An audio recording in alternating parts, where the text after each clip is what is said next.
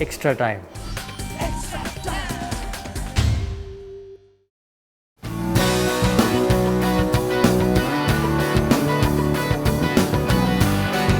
This is one thing which I don't think people explain properly. A lot of things are being spoken about, or there's a lot of talk from the outside in terms of workload, whether players should be rested, whether they should not be rested.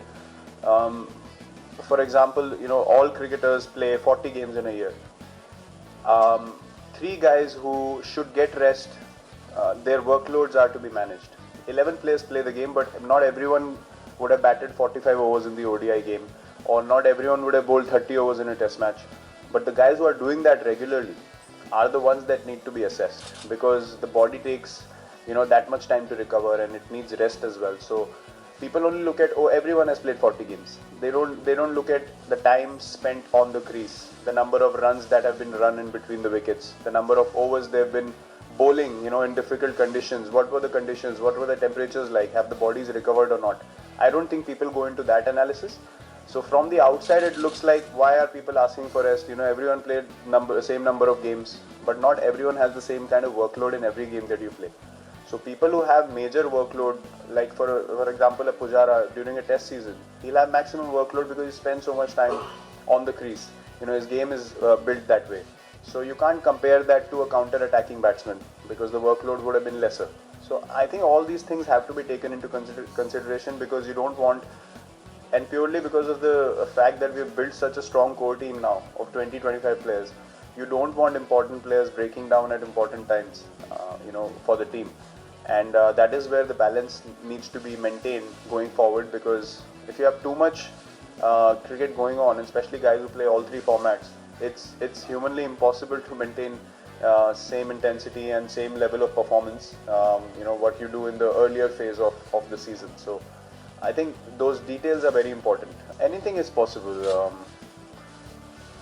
I don't think you can aim for those things, because you change formats so much that you can't.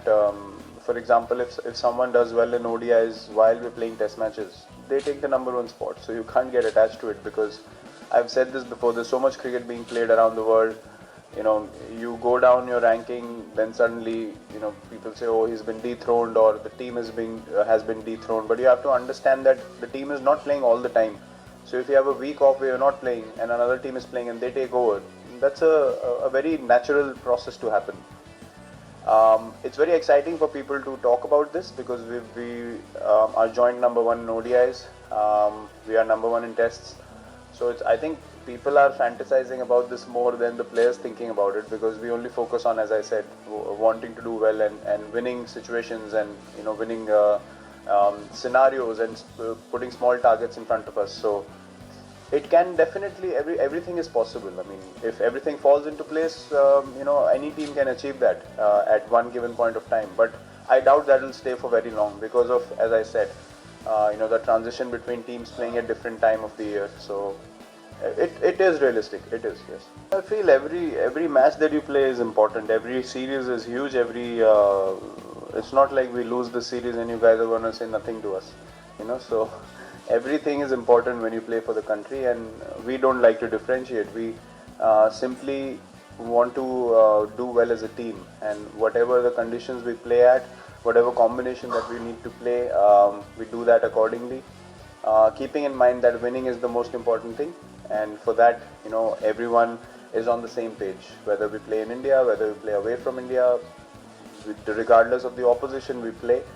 We want to maintain our consistency as a team, and that has worked for us, because we are not differentiating anything in terms of where we are playing, how we are playing, what team we are playing against. We just want to play good cricket as a team, and the results take care of itself if you play good cricket anywhere in the world.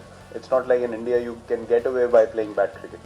So the eventual goal is to respect the sport, respect the skill sets that we have, and try to execute that in every condition and every situation that we are in. I don't know. I mean, I think this question, or this sort of analysis has to be done over a period of time by asking the fans who watch the game, because as cricketers, as I said, someone watching the game is very different from someone being involved in the game, because for us there's no room for complacency or saying, oh, I don't want to play this game, or you're standing on the crease with the bat in hand and you say, yeah, I don't feel like batting. There's no room for that, because you're going to get out and the team is going to lose. So we are at our absolute top intensity all the time. This question will be better answered by the fans who watch the game. I don't know if there's too much cricket being played, or there's repetition of same series happening again or not. For us, it's about, as I said, playing cricket for the country, and we do what we are presented with every time the new series comes up. So yeah, look, this analysis can be done. It definitely has to be taken into consideration, because you don't want the fans going away from the game, not watching the game. So we have to maintain a balance of how to engage fans, at the same time how to keep players fresh, at the same time keep cricket exciting, and have very competitive cricket going around throughout the years. So that situation has always been a thing that has the balance has swung every now and then between two guys doing well and one of them missing out. It happened with KL initially, then it happened with Shikhar in between, and then now that Shikhar and KL have been playing well, so it's very difficult to pick 2 out of 3 when all 3 are so good and they've done well. I think Shikhar's comeback has been a revelation for himself and for the team as well. His counter-attacking skills were something that really gave all the batsmen a good platform to work on, and also it also deflates the opposition also, to a certain extent. Want to build our games in a way that we look forward to playing anywhere in the world. We just want to play good cricket. That's about it. We don't want to wait for conditions that might suit our games. We want to rather develop our games for different kind of conditions. And if you want to be the top side in the world for a longer period of time, you have to win everywhere. Right now, we've gone through a good phase where a lot of cricket has been played at home. If we had played all this cricket away as well, we would have maintained the same intensity and had the same mindset. So we certainly believe a lot in ourselves as a team. Not that, as I said, playing in your usual Indian conditions that you can just be relaxed and you can win the game. You still have to work hard. So I think the mindset of winning is very important, and from that you start working on your games and you look forward to playing in difficult conditions. I think if we can embrace playing in difficult conditions, that will be the difference, because we want to be uncomfortable. We want to embrace being uncomfortable, and I think that's the most important thing. Latest news আর exclusive ভিডিওর সঙ্গে update থাকতে এখনই subscribe করুন আমাদের YouTube channel.